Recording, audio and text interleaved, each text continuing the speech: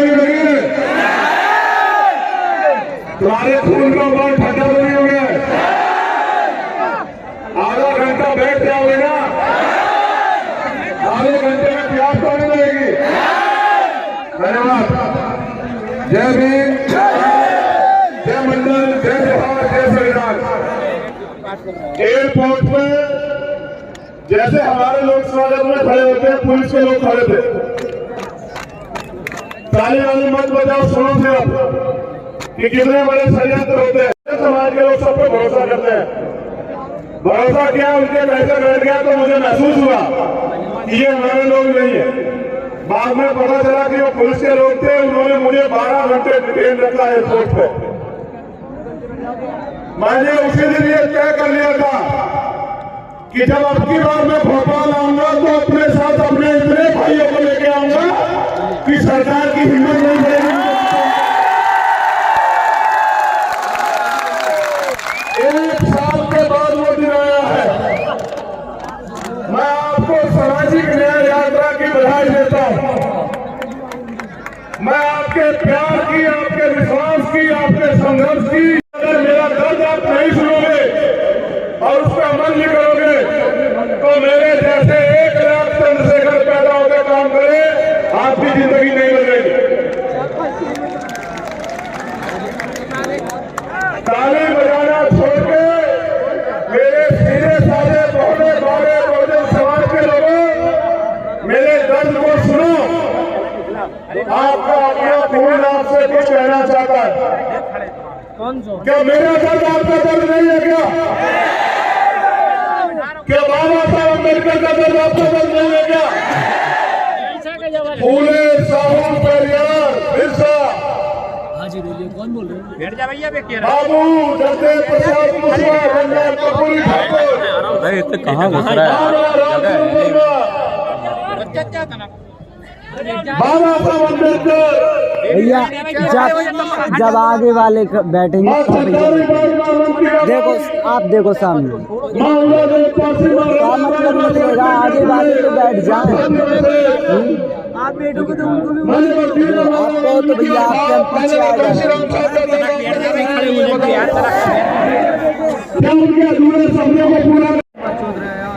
जो अंग्रेजों से आजादी की लड़ाई थी, मेहनत से शुरू हुई। इतिहास में बार-बार हमें चंद लोग ये कहते हैं कि आजादी की लड़ाई में इन वर्गों का कोई योगदान नहीं है। हमारे योगदान को नकार का इतिहास सुनो। आजादी की लड़ाई 1857 जो 10 मई को शुरू हुई मेरठ से, उसके नायक कौन थे? माता दीन वाल्मीकि और कोतवाल धन सिंह गुर्जर, जिन्होंने अपने प्राणों का बलिदान देकर उस आजादी की लड़ाई की शुरुआत की। 1804 उड़ैया चौहान 16 चोरी का निर्माण हुआ, उसका इतिहास पढ़ो। इनको सबसे पहले फांसी हुई भारत में।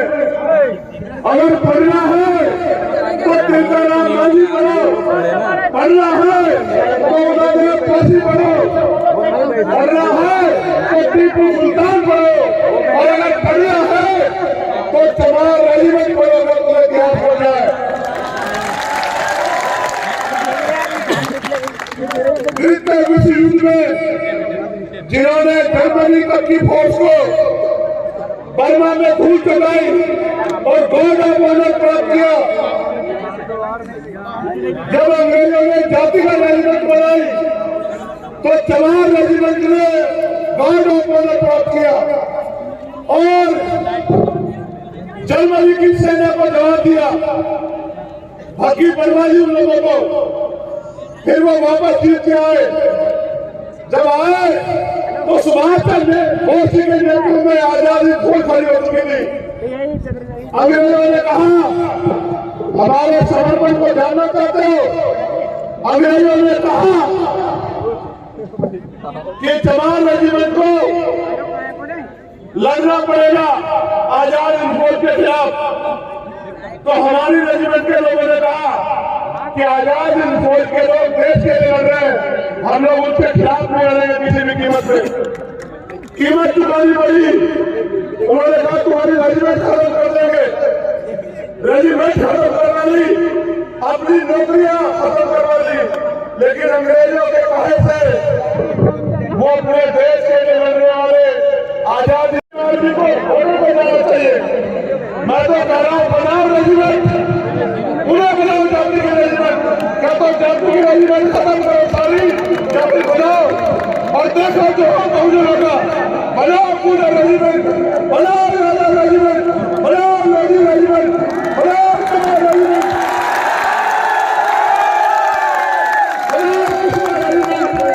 और देखो हमारा दौर कि हम सही जा रहे हैं। सरदार भगत सिंह और बंसी की तरह अपने खून का एक कतरा अपने देश की मिट्टी के लिए कुर्बान न कर सकते।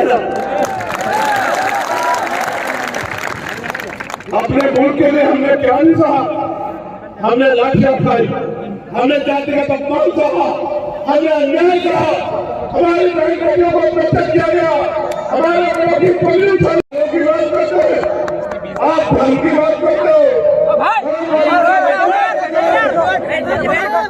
धर्म की बात करो, लेकिन आजादी के इतने भी बात, अगर इतने बड़े वर्गों के अधिकारों की बात नहीं करोगे तो अभी ये देश में नहीं चलेगा। ये बताने के लिए हम लोग भोपाल में आए।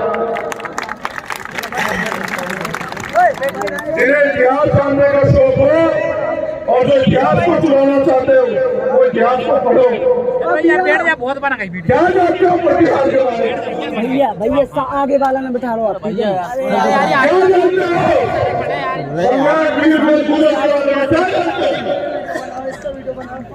तुम्हें नहीं पता इतिहास, क्योंकि इतिहास लिखा तुम्हारे लोगों ने। मैं धन्यवाद देता हूं साथियों का जिन्होंने पिछला आंदोलन किया, मेरे लोगों को भारे बच्चों से गालियां दी, अपमानित किया, हमारे अधिकारों के खिलाफ बड़े बड़े नारे लगाए। मैं उनसे अपील करूंगा भाइयों, आप दीर्घायु हो। हम बैठे जा रहे हैं, बितारो।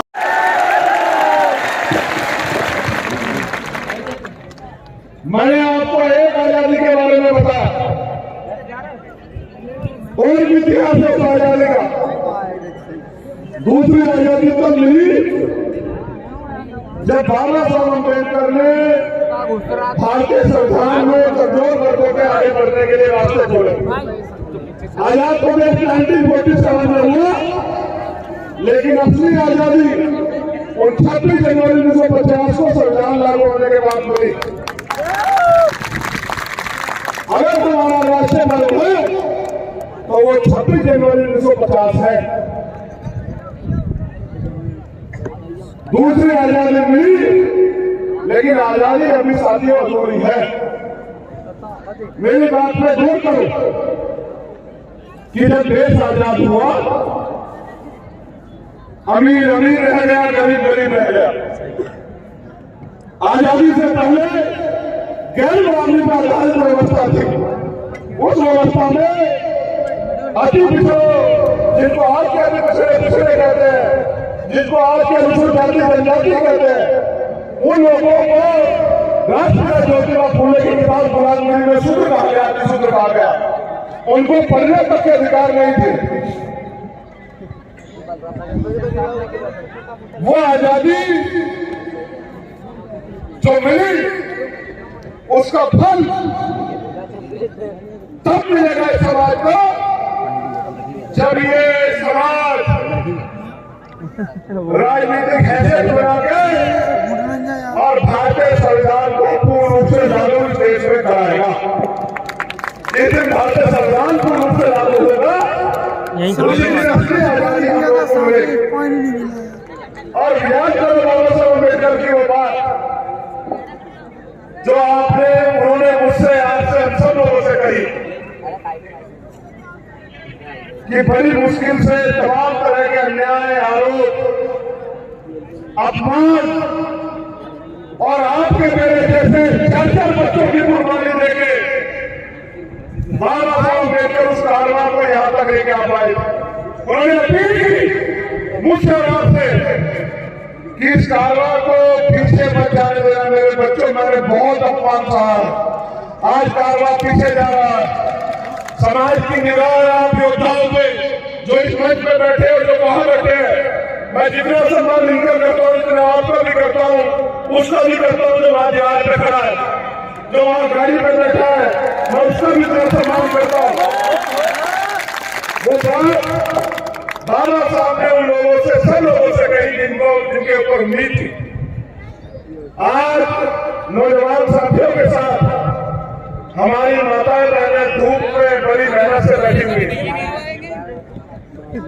मैं धन्यवाद देता हूँ हमारी जो महिला नेता इस मंच पर बैठी है, मैं उनका दिल की गहराइयों से धन्यवाद देता हूँ कि बाबा साहब अम्बेडकर के संविधान से आज जिस महिला को कमजोर कहा जाता था, इस संविधान की बदौलत को समाज की बेटियां नेतृत्व करने लगे। मैं धन्यवाद देता हूँ, मैं धन्यवाद देता हूँ उन बच्चियों को, लक्ष्मी को और एक जो दूसरी बच्ची थी वो बामनिया खुशी, और वो छोटा बच्चा। मेरे भोले समाज के लोगों को बच्ची 5 साल की समझती है, आप लोग नहीं समझ पा रहे हो। वो 5 साल की बच्ची समझती है कि हमें अपने अधिकारों के लिए लड़ना है। आवाज नहीं आ रही है?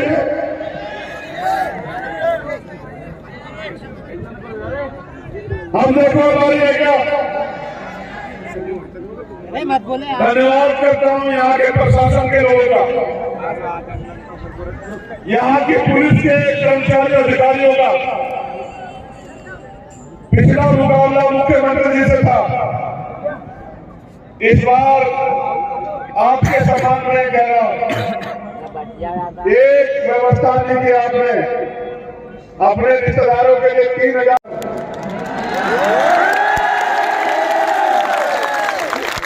और हमारे लोगों के लिए ये व्यवस्था कराते हो। मेरे लोगों के पैरों से गाड़ियां चली, एक व्यवस्था नहीं करी। हमारे टैक्स के पैसे से तनख्वाह लेते हो, एजेंटगिरी सरकार की करते हो। चिंता मत करो, करो नौकरी, होगा आपसे आमना सामना। भारतीय संविधान हर कमजोर को ताकत देता है। मैं बदला लेने में नहीं, बदलाव करने में। जिनके लिए आज व्यवस्था नहीं की, वो लोग इस अपमान को समझेंगे और वो मेहनत करेंगे और इतनी ताकत बनाएंगे तो उनको सलाम करना पड़ेगा। आपको याद रखना मेरी बात को। मैं पुनः अपनी बात पे आता हूँ। कौन सी लड़ाई है? तीसरी आजादी की लड़ाई लड़ना चाहते हो, लड़ना चाहते बताओ। ये लड़ाई बिना एकता के नहीं लड़ी जा सकती है। मध्य प्रदेश में रहने वाले 90% समाज जो बहुजन समाज है, पिछड़ा, दलित, आदिवासी और अन्य नागरिक अल्पसंख्यक, उन लोगों को एकजुट होना पड़ेगा। उनके नेताओं को नहीं, उनके समाज को एकजुट होना पड़ेगा और अपने अधिकारों के लिए संघर्ष करना पड़ेगा। मेहनत करनी पड़ेगी, समाज को जाकर जागरूक करना पड़ेगा, तब हम तीसरी लड़ाई की आजादी जीतेंगे। क्या आपको 2 अप्रैल का अन्याय याद है? जरा हाथ उठा के बताओ कितने लोगों को याद है?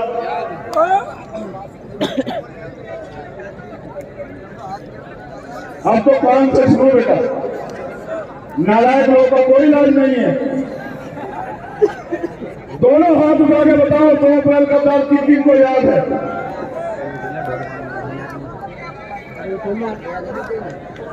खून के आंसू रुलाए सरकार ने, हजारों लोगों ने जेल काटी, कितने परिवारों ने शहादतें सही, कितने साथियों के बदन पे लाठियों ने खाल उधेड़ ली। हमारा खून वहां मध्य प्रदेश में 2 अप्रैल के आंदोलन में सरकार के लोगों ने हमारा तमाशा बनाया, हमारा मजाक उड़ाया। हमारे खून पे ऐसे सरकार के लोग यही सरकार थी भारतीय जनता पार्टी की। इनसे बचने के लिए आपने कांग्रेस की सरकार बनाई। उन्होंने भी हमारे लिए कुछ नहीं किया। वो तो अपनी सरकार भी नहीं बचा पाए, अकेले वो सरकार का मुकाबला नहीं भी कर सकते। इसलिए अब बहुजन समाज के लोगों को अपने पैरों पर खड़ा होना चाहिए। हम ही ऐसे लोग हैं जो इनका सामना कर सकते हैं। कांग्रेस पार्टी में नहीं रहा। अब अगर इस निकम्मे सरकार को कोई उखाड़ कर बैठ सकता है तो वो यहाँ उपस्थित मेरा बहुजन समाज है, वही उखाड़ कर बैठ सकता है और कोई उखाड़ नहीं सकता। हमारे हक छीने जा रहे हैं, हमारे प्रदेश में हमारे हक छीने जा रहे हैं, क्योंकि हम लोग एकजुट नहीं है। अगर हमें हक बचाने हैं, यह हक देने वाला बनना है, तो हमें एकजुटता करनी पड़ेगी। क्या आप एकजुटता के लिए तैयार हो? जो सवाल पूछ रहा हूं उसका जवाब मन से दोगे? अगर पिछड़े वर्ग के भाइयों के अधिकारों पे आंच आओगी तो खून देने के लिए तैयार रहोगे? बताओ, दोनों हाथ उठा के बताओ। अगर मेरे आदिवासी भाइयों पे अन्याय होगा तो संघर्ष करने के लिए, खून देने के लिए तैयार हो गया? बताओ। और जो यहाँ मेरा आदिवासी और पिछड़े वर्ग का परिवार है, अल्पसंख्यक वर्ग का, मैं अल्पसंख्यक वर्ग के लिए भी पूछना चाहता हूँ, उनके साथ अन्याय होगा तो उनकी राय लड़ने के लिए तैयार हो या नहीं हो? बताओ। अब मैं इनसे पूछना चाहता हूँ,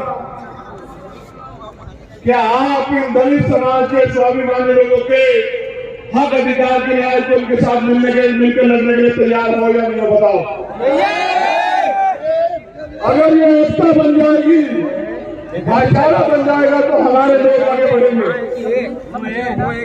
मैं खुद अपने भाइयों के लिए, एकता को बनाने के लिए हमेशा प्रयास करता रहता हूँ। अगर खून भी देना पड़ा तो चंद्रशेखर आजाद का ये वादा, भीम आर्मी का ये वादा, हमारे राष्ट्रीय अध्यक्ष, हमारे राष्ट्रीय महासचिव, हमारे तमाम सीनियर नेता यहाँ है, हमारे प्रदेश के दोनों अध्यक्ष, मैं चंद्रशेखर आजाद आपसे वादा करता हूँ, इस एकता के लिए अगर अपने खून को भी बलिदान करना पड़ा बहुजन भाईचारे के लिए तो हम लोग तैयार। कुर्सी की तो क्या है, कुर्सी तो बहुत छोटी बात है। हमें दुश्मन की साजिश को कामयाब नहीं होने देना, अपनी एकता बना के रखनी है। आज हम यहाँ क्यों इकट्ठा हुए बताओ? मांग पत्र देने के लिए। जो मांग पत्र मैंने पढ़ा, तुम चाहते हो उसकी मांग पूरी हो? दोनों हाथ उठा के बताओ, पूरी हो या नहीं हो? वो जो वहां खड़े हैं वो बताओ, पूरी हो या नहीं हो? ये मांग पत्र तुम्हें क्यों देना पड़ रहा है? क्योंकि तुम्हारा राज यहाँ नहीं है। ये मांग पत्र सरकार को हम लोग 1 महीने का समय देते हैं। देखिए, अगर 1 महीने के अंदर हमारी मांगे पूरी नहीं हुई तो हम इससे भी बड़े जन सैलाब के साथ फिर भोपाल आएंगे। लेकिन मुझे आपसे कुछ और कहना है, मुझे आपसे कुछ और कहना है। अगर इस मांग पत्र का मैं घोषणा पत्र बना दूं, अगर अकेले रहोगे तो मांगना पड़ेगा, मांगना ऐसे तो ये तुम्हारा घोषणा पत्र हो जाएगा। घोषणा पत्र तुम्हारी जो मांगे हैं वो लिख के तुम मुझे दे दो। और एक स्वस्थ बच्चे को पैदा होने में, इस धरती पे आने में 9 महीने लगते हैं। इस 9 महीने का समय तुम लोग मुझे मेरे साथ संघर्ष करने के लिए दे दो। पहली बात, तुम्हारी जो भी मांग है उस मांग का मांग पत्र बना के मुझे दे दो। और एक स्वस्थ बच्चे को पैदा होने में जितना समय लगता है, मैं 10-20 साल तुमसे नहीं मांग रहा हूं बहुजन समाज के लोगों, उस 9 महीने का समय मुझे दे दो। मैं आपसे वादा करता हूं आपकी सारी मांगों को एक दिन के अंदर पूरा करके हम लोग दिखाएंगे। मेरा बैठे 16 से ज्यादा लोग अगर विधानसभा में ना पहुंचे तो मुझे कहना, मेरा वादा है आप लोगों से। अगर आप 9 महीने मात्र संघर्ष करने के लिए तैयार हो जाओ, 9 महीने का समय लेके संघर्ष करने के लिए कितने लोग तैयार है जरा बताओ। चलो हाथ नीचे करो। आपको नेमावर का न्याय याद है? आप गए थे ना मेरे साथ नेमावर? देखो जवाब का राज नहीं होता तो क्या होता है। मेरे परिवार को नेमावर में जानवरों से भी पूरी तरह अन्याय करके दफना दिया गया और मेरी बहन भारती खून के आंसू रोती रही। हमने मांग की सीबीआई जांच की, खाना पूर्ति की, लेकिन मेरे परिवार को नेमावर के न्याय नहीं मिला, सरकार ने नहीं दिया। क्या आप चाहते हो नेमावर के परिवार को न्याय मिले? चलो आगे बढ़ो।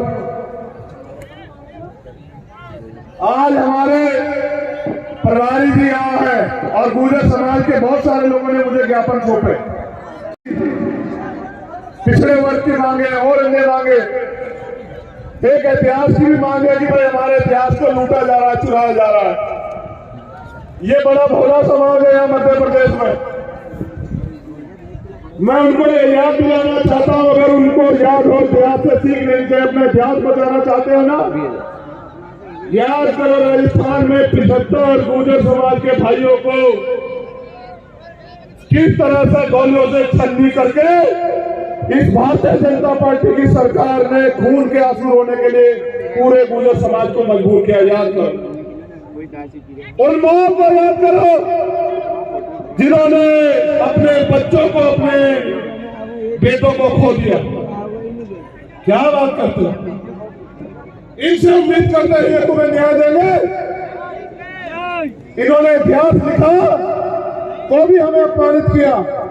अगर अपने इतिहास को बचाना चाहते हो, अपने वर्तमान को स्वाभिमान सम्मान से जीना चाहते हो, तो अपनी ताकत बनाओ, गुलाम नेताओं को छोड़ के आओ मेरे लोगों, मेरा 9 महीने के लिए साथ दो, देखो जलवे मध्य प्रदेश में। इतिहास भी बचेगा, इतिहास भी बचेगा और इतिहास बनेगा भी। जैसे आज यह इतिहास बना है, हमारे ओबीसी महासभा के लोगों ने मुझसे कहा कि किसी बहुजन समाज के नेता ने, संगठन ने इतनी बड़ी रैली नहीं की। भोपाल में 1997 में माननीय काशीराम साहब भी आए थे। मैंने उनसे कहा इससे पहले आप लोग इकट्ठा भी नहीं हुए, आज आप इकट्ठा हो गए हो तो देखो इतनी बड़ी रैली हो गई है। अगर आप इकट्ठे होकर चलोगे तो तुम्हारा राज भी मध्य प्रदेश में स्थापित हो जाएगा।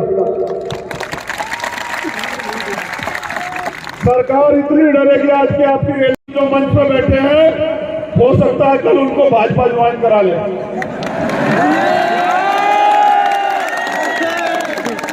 घबराना नहीं, एक जाएगा 100 आएंगे।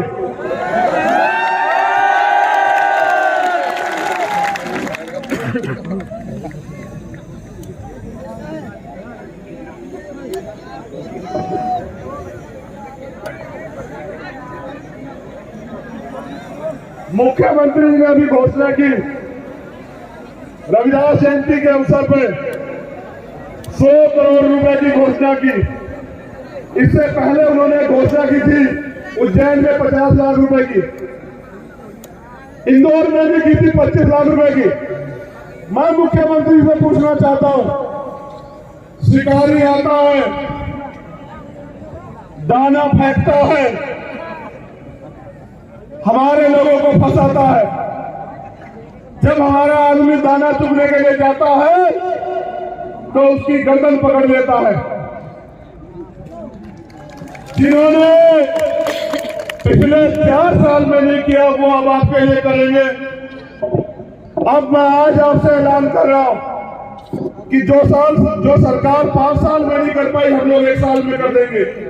जो मांग पत्र आपका है वो घोषणा पत्र बना के काम कर देंगे। अभी बजट आएगा, मुख्यमंत्री जी और घोषणाएं करेंगे। इनकी घोषणा में तो नहीं तुम लोग आने वाले, शिकारी के जाल में तो नहीं फंसोगे। अरे दोनों हाथ उठा के बताओ।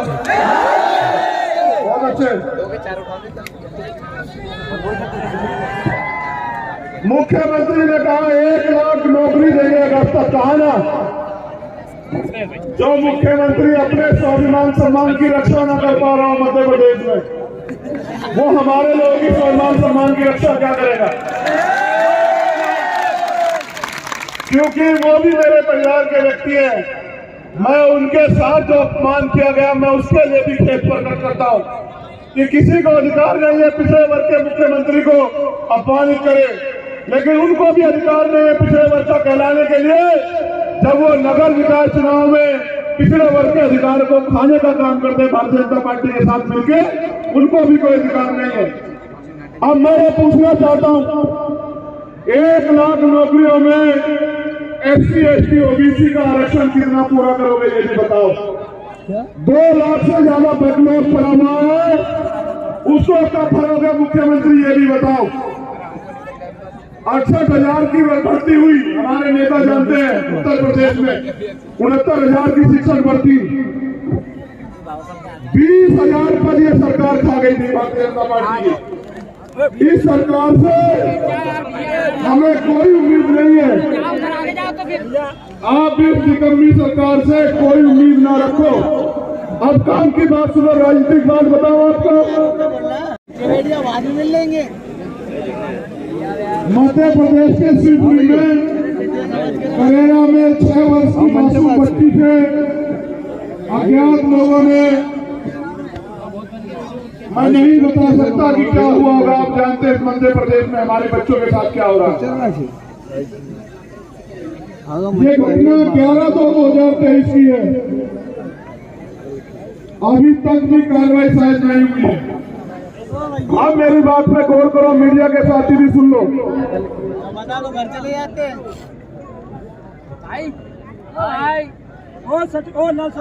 मैं जो बात आपसे कह रहा हूं, अगर ये भारतीय जनता पार्टी और कांग्रेस कर दे तो मीडिया के लोग इसमें सवाल पूछना, जो समाज सरकार बना सकता है वो अपने लोगों की सरकार क्यों नहीं बना सकता? इस मध्य प्रदेश में अनुसूचित जाति जनजाति का मुख्यमंत्री क्यों नहीं बन सकता है, आप बताओ मुझे। मेरा वादा है कि हम लोग भाईचारा बना के एक पॉलिसी बनाएंगे। उन लोग आज मीडिया के लोग जानना चाहते थे ना, जो मान्यवर काशीराम साहब कह गए उनका वादा हुआ है। अगर मेरे आदिवासी समाज के लोग तैयार हो जाए तो पहला आदिवासी मुख्यमंत्री हम लोग बनाने का काम करेंगे मध्य प्रदेश में। और जो बीजेपी कांग्रेस के लोगों को हो कि वो बना के दिखाएंगे, वो बनाएंगे तो राज्यपाल या राष्ट्रपति जिनके हाथ में कोई पावर नहीं है, सिर्फ दिखावा करेंगे। बहुत नेता तैयार हो गए मेरे आदिवासी परिवार में। तुम लोग का मेरा वादा है कि पहला आदिवासी मुख्यमंत्री मध्य प्रदेश में हम लोग बना के दिखाएंगे। इस बात एक अनुसूचित जाति का उप मुख्यमंत्री, एक अन्य पिछड़े वर्ग का मुख्यमंत्री उप मुख्यमंत्री और एक अल्पसंख्यक समाज का उप मुख्यमंत्री, ये 4 ताकतवर लोग हम लोग अपनी सरकार के जरिए मध्य प्रदेश में बना के दिखाएंगे। और चारों को बराबर पावर होगी कि चारों लोग इन वर्गों के हितों के लिए कानून बनाए और फैसले लें। आप ये बताओ, वोट हमारा राज तुम्हारा कब तक इस देश में चलेगा? आप बताओ। जातिगत जनगणना जाति धर्म के नाम पे जो अन्याय हो रहा है वो रुकना चाहिए नहीं रुकना चाहिए बताओ। अरे भाई जान मेरी आवाज आ रही है यार एक साइड मेरी आवाज आ रही है देखना।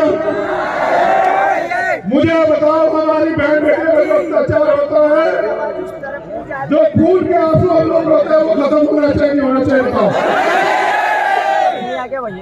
जो पढ़े लिखे मिलना चाहिए नहीं मिलना चाहिए बताओ। ये कांग्रेस के लोग बीजेपी को कोसते रहते हैं बीजेपी के लोग कांग्रेस के लोग को कोसते रहते हैं। इन बहुजन समाज को अधिकार मिलना चाहिए मिलना चाहिए बताओ। आप में से कितने लोग चाहते हो कि आदिवासी समाज का मुख्यमंत्री बने हाथ उठाओ।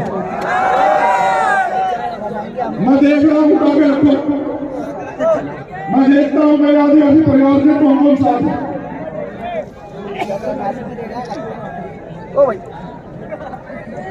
बैठ हाथ नीचे कर लो। तो जैसा मैंने आपसे कहा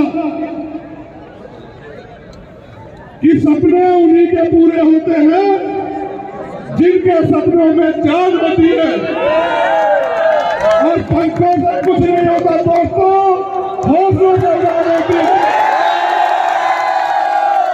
1 महीने का समय हम लोग सरकार को देंगे कि सरकार हमारी मांगों को माने। अगर सरकार ने नहीं बना बना के बहुजन समाज में भाईचारे के सम्मेलन कराएंगे और बहुजन समाज के लोगों को अपने पैरों पे खड़ा होने के लिए तैयार करेंगे। मेरे जाने के बाद ये हम अघोर करोगे हमारी एकता को तोड़ने के लिए झगड़े कराओगे। वादा करो मुझसे कि अपने लोगों से नहीं लड़ोगे। आप लोग वादा करो। अगर लड़ोगे तो दुश्मन की नीतियों के खिलाफ लड़ोगे, एक दूसरे की ताकत बनकर लड़ोगे, एक दूसरे के खिलाफ नहीं लड़ोगे। बताओ करो वादा मुझसे। दोनों हाथ जोड़ के वादा करो। Subscribe now and press the bell icon. Never miss an update.